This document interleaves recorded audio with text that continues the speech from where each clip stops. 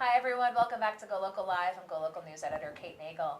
Thanks for joining us this Friday afternoon, kicking off your weekend and kicking off PVD Fest. This Sunday, Ray Watson, overseeing the Providence Cultural Equity Initiative, they'll be on the Living Culture stage, a number of performances Sunday afternoon, starting at 3:45, representing Texas, North Carolina, and here in Rhode Island. Absolutely. So, Ray Watson, thank you for coming in today. No problem. Thank you for having me, Kate. I appreciate it. So, I want to start with you about PCEI before we get into what we can expect on Sunday. Sure. Obviously, lots going on with PVD Fest, lots Yes. of performances and groups involved, but let's talk specifically about the initiative. Sure. So it was started through a Carter Innovation Fellowship at the Rhode Island Foundation in 2016.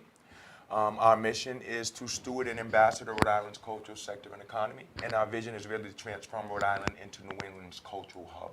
There's so much cultural diversity here. We view it as one of the state's greatest natural resources, and we really are just taking lead on cultivating it, developing it, raising awareness about it, supporting it, and of course our stage this weekend for PVD Fest is all a part of that. So tell folks what they can expect if they come downtown Sunday afternoon, kind of the culmination of the full weekend of PVD Fest. Absolutely. And the acts that are represented. Sure. Well, first of all, I do have to say that the stage itself is being curated by Mr. Donald King, who is of Sound Session fame and formerly the Providence Black Repertory Company. So anyone who's been involved with Don's artistic visions before, you already know, genre defined. So in that regard, because of the relationships we developed out in Austin during our ATX by PVD events, Leti Garza, who is a Grammy-nominated Latin singer, is going to be in town. This is her second time here. So she'll be starting off the stage, just sharing some of her fantastic music, and you can definitely Google her or check her on Instagram for her sounds. Then after that, Don, working with Mr. David Alexis, who's another local curator as well, were able to secure a performance by Jonathan Scales and the Jonathan Scales Orchestra, which is a steel pan band. So they'll be having a lot of fun doing some very interesting things. And then, of course, you know, it wouldn't be right if the Eastern Medicine Singers weren't involved, coming right here out of Providence. So we'll be closing out the session, and we're hoping, if our vibe is good enough, that maybe Jonathan Scales might want to join us with a jam on the drums. So you've got to come down and check it out on Sunday afternoon. Now, you came bearing your own sticks. Oh, yes, absolutely.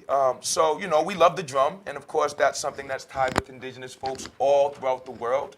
But here, specific to our culture, before there was a drum, before there was a water drum, before there was a log drum, there were sticks.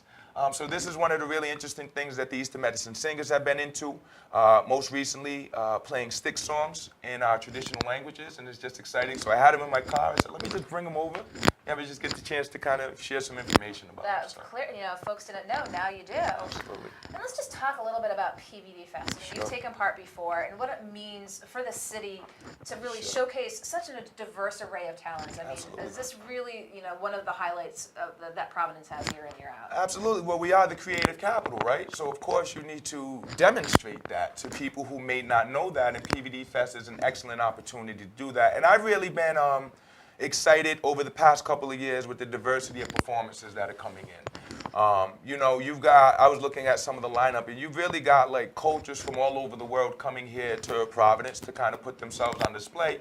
And what better place to do that?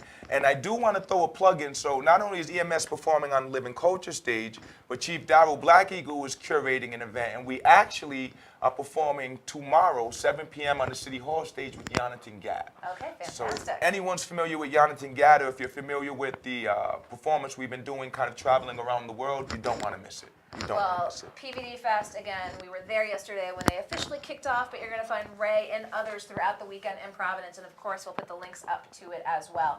But before we let you go, I just want to ask, give us a little preview, what's next for Ray and the Providence Cultural Equity Initiative? Sure, absolutely. So I was just at Rhode Island College today. We're planning for our 10th annual New England Native American Culture Week and Big Drum Powwow in September. In 3 weeks, we have our 4th annual International Indigenous Peoples Cultural Conference at Roger Williams University in Bristol.